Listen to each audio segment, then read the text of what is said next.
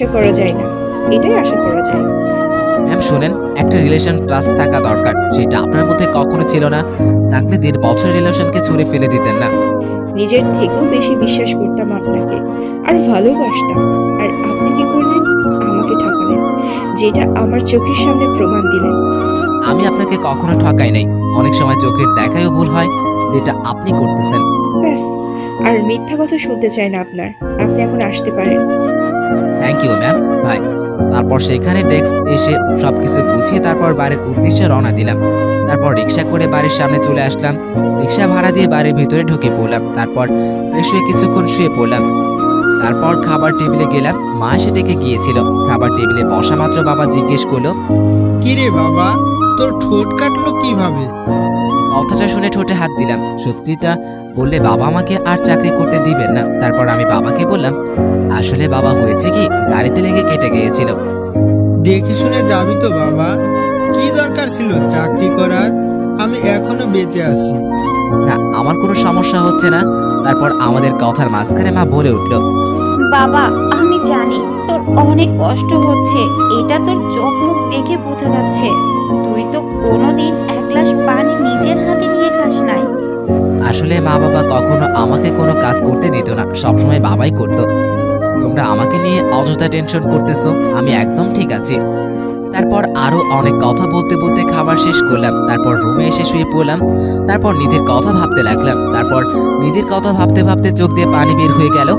আসলে নিধির সাথে আমার ব্রেকআপ হওয়ার পর থেকে প্রতি রাতে নিধির কথা ভেবে ভেবে চোখের পানি দিয়ে বালিশ ভিজিয়ে ফেলি। এসব ভাবতে ভাবতে কখন যে ঘুমিয়ে পড়েছি মনে নেই। ঘুম ভাঙলো পরদিন সকালে। তারপর উঠে ফ্রেশ হয়ে রেডি হয়ে খাবার টেবিলে গেলাম। তারপর নাস্তা করে অফিসে চলে গেলাম।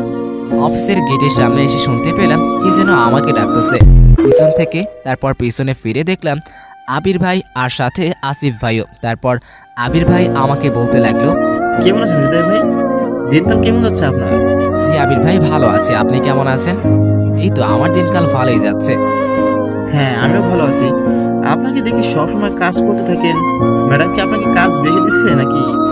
আরে না ভাই, এমনি নতুন জয়েন করছি, তাই একটু মিলিয়ে নিতে কষ্ট হয় আর কি। আস্তে আস্তে ঠিক হয়ে যাবে। আমাদের কথার মাঝখানে আসিফ ভাই বলে উঠল, কেমন আছেন ভাই?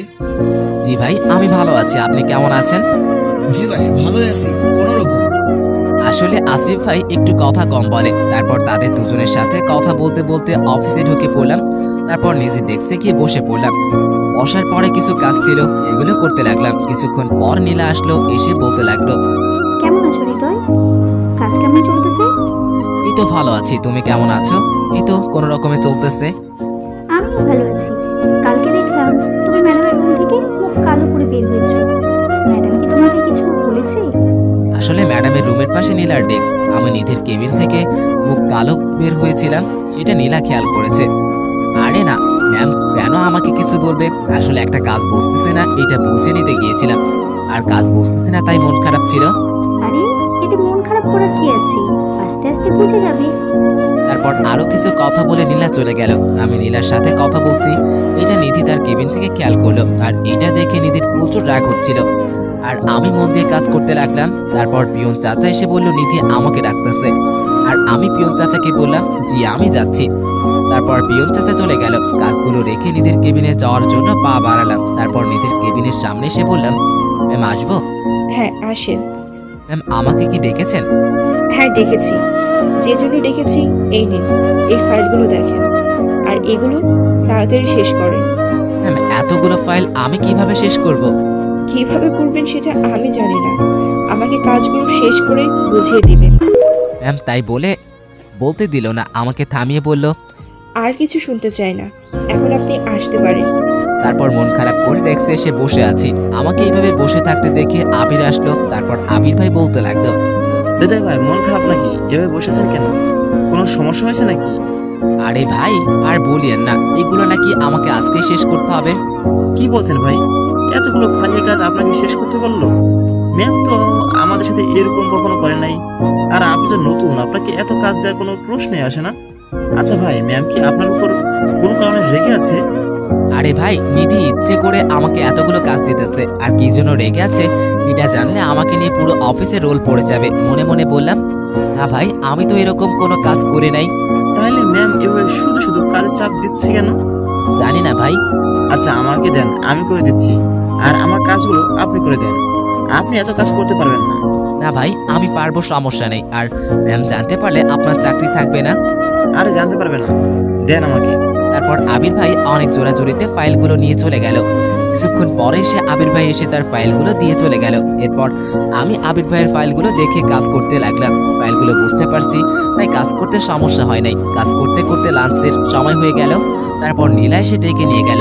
নীলার সাথে ক্যান্টিনে গিয়ে খাওয়া শেষ করে আসলাম। তারপর এসে আবার কাজ করতে লাগলাম। অফিসে ছুটির সময় 30 মিনিট আগে এসে আবির ভাই ফাইলগুলো দিয়ে বলল, হৃদয় ভাই এই নেন, আর দুটাই কাজ বাকি আছে। সমস্যা নেই, আমি করে নিতে পারবো, তাই নেন আপনার ফাইল। শেষ করে ফেলেছেন? থ্যাংক ইউ ভাই। আরে থ্যাংক ইউ আমার বলা উচিত। আরে ঠিক আছে, সমস্যা নেই। আর আমরা তো ফ্রেন্ড, একসাথে কাজ করি, এটা কোনো ব্যাপার না ভাই। তারপর আবির ভাই চলে গেল। তারপর আমি আবার কাজে মন দিলাম। কাজ করতে করতে ঘড়ির দিকে তাকিয়ে দেখি ছুটির সময় শেষ হয়ে 20 মিনিট হয়ে পেরিয়ে গেছে। আর আমার এখনো কাজ শেষ হয়নি, সবাই চলে গেছে, শুধু আমি আর নিধি আছি। নীলা অবশ্য আমাকে ডাকতে আসছিল। আমি বলছি যে কাজ শেষ হবে, কিছুক্ষণ পরে যাব।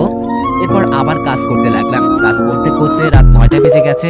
কাজ শেষ করে উঠতে যাব, তখন নিধি আসলো। নিধি এখনো যায় নাই। তারপর নিধি আমাকে বলল, আপনি এখন বাসায় চলে যান, বাকি কাজগুলো বাসা থেকে করে আনবেন। কাল সকালে এসে আমাকে ফাইলগুলো জমা দিবেন। না ম্যাম, আমার কাজ শেষ, আমি আপনাকে ফাইলগুলো দিতে যাচ্ছিলাম, এই যে দেখেন। এখন না, কাল সকালে এসে আমাকে জমা দিবেন, তখন দেখব। এখন আপনি বাসায় যান। পরে সবকিছু গুছিয়ে অফিস থেকে বের হলাম। নিধি এখনো আসে নাই, হয়তো দারোয়ান চাচার সাথে কথা বলছে। তারপর গাড়ির জন্য অপেক্ষা করতে লাগলাম, কিন্তু কোনো গাড়ি আসছে না। এভাবে অনেকক্ষণ যাওয়ার পর হঠাৎ একটা গাড়ি আমার সামনে এসে দাঁড়ালো। গ্লাস তোলা ছিল, তাই দেখতে পারিনি। দেখলাম গাড়ির গ্লাসটা নিচে নামাচ্ছে। গাড়ির ভিতর যাকে দেখলাম তা দেখে তো আমি অবাক, কারণ গাড়ির ভিতরে হচ্ছে নিধি। তারপর নিধি আমাকে বলল, গাড়িতে উঠেন, আপনাকে বাসায় নামিয়ে দিই। সারাদিন অত্যাচার করে এখন করোনা করতে এসেছে, মনে মনে বললাম। তারপর নিধিকে বললাম, তার আর দরকার হবে না ম্যাম, আপনি চলে যান, আমি গাড়ি করে চলে যাব। এত রাতে গাড়ি পাবেন না, বেশি কথা না বলে গাড়িতে ওঠেন। এখন তো মাত্র 9:30 বাজে, ঢাকা শহরে এখনো গাড়ি চলাচল করতেছে। গাড়ি পেয়ে যাব, আপনি চিন্তা করবেন না, আমি চলে যেতে পারবো। আর আমি তো আবার ঠকবাজ, আপনাকে একা পেয়ে আবার আপনার ক্ষতি করে ফেলবো, তাই আপনি চলে যান। শোনেন, আমি আমার অফিসে যে কোনো স্টাফ হলেই গাড়িতে তুলতাম, তো বেশি কথা শুনতে চাই না, গাড়িতে উঠে পড়েন। তারপর আর কি করার, নিধির জেদের কাছে হেরে গেলাম। নিধি একটু জেদি মেয়ে, যেটা বলে সেটাই করবে। তারপর গাড়িতে উঠে পড়লাম। গাড়িতে উঠে সোজা সামনে বসে পড়লাম। তারপর নিধি গাড়ি ড্রাইভিং করতেছে আর চোখে বারবার আমার দিকে তাকাচ্ছে, আর আমি জানলা দিয়ে বাইরে তাকিয়ে আছি আর নিধির আর চোখের তাকানোর দিকে খেয়াল করছি মাঝে মাঝে। তারপর কিছুক্ষণ পরে বাসার সামনে এসে গাড়ি থামালো। নিধি আগে থেকে আমার বাসা চিনত, অনেকবার আমার বাসায়ও আসছে। আর আমার আর নিধির রিলেশনের কথা মা বাবাও জানতো। আর এখন আমার আর নিধির রিলেশন নাই এটাও জানে, আর নিধির সাথে আমার ঘটে যাওয়া সব কথাও জানতো। তারপর গাড়ি থেকে নেমে নিধিকে ধন্যবাদ দিয়ে বাসার ভিতরে ঢুকে আসলাম। আর নিধি গাড়ি নিয়ে চলে গেল। নিধির বাসা আমাদের বাসা থেকে গাড়ি করে যেতে 20 মিনিট সময় লাগে। তারপর বাসার ভিতরে সে দরজায় কলিং বেল চাপ দিলাম। চাপ দেওয়ার সাথে সাথে মা দরজা খুলে দিল, হয়তো আমারই অপেক্ষায় থাকছে। তারপর দরজা খোলা মাত্রই মা বলল, কি রে বাবা, আজ এত দেরি হলো কেন? আসলে মা আজকে একটু কাজ বেশি ছিল, তাই ফিরতে দেরি হয়ে গেল। বাবা কোথায়? তোর বাবা রুমে আছে, তোর জন্য না খেয়ে বসে আছে। আমার জন্য কেন বসে আছে মা? তোমরা খেয়ে নিতে। কি যে বলিস না বাবা, তোকে ছাড়া কোনোদিন খাইছি? আসলে মা বাবা আমাকে ছাড়া কোনো দিনও খায় না, কোথাও গেলেও আমার আগে খেত না, আমি খেলে তারপর খেত। আচ্ছা তুমি বাবাকে বলো আমি আসছি, খাবার টেবিলে আসতে বলো, আমি ফ্রেশ হয়ে আসতেছি। তারপর ফ্রেশ হয়ে এসে খাবার টেবিলে আসলাম। তারপর খাবার খেয়ে এসে রুমে চলে আসলাম। তারপর রুমে এসে শুয়ে পড়লাম। শোয়ার কিছুক্ষণ পরে ঘুমিয়ে পড়লাম। পরদিন সকালে উঠে যথাসময়ে অফিসে চলে আসলাম। এভাবে চলতে লাগলো দিন। দেখতে দেখতে 6 মাস কেটে গেল। নিধির অত্যাচার দিন দিন বাড়তে চলেছে। সবসময় কাজের চাপ আর নীলার সাথে কথা বলতে দেখলে নিধির মাথা আরো বেশি গরম হয়ে যায়। আর মাসে ভিতরে 20 দিন রাতে দেরি করে বাড়ি যেতে হয়, কারণ সবসময় কাজ আমাকেই বেশি দেয়। প্রথম কষ্ট হলেও পরে অভ্যাস হয়ে যায়। এই তো সেদিনের ঘটনা। নীলা আমাকে লাঞ্চ করার জন্য যাওয়ার কথা বলতে এসেছিল, আর নিধি সেটা দেখে ফেলে আর আমাকে তার কেবিনে ডেকে ঠাস ঠাস করে 2টা চড় মেরে দিল। আর বলল, কাজ না করে কেন নীলার সাথে কেন কথা বলছি।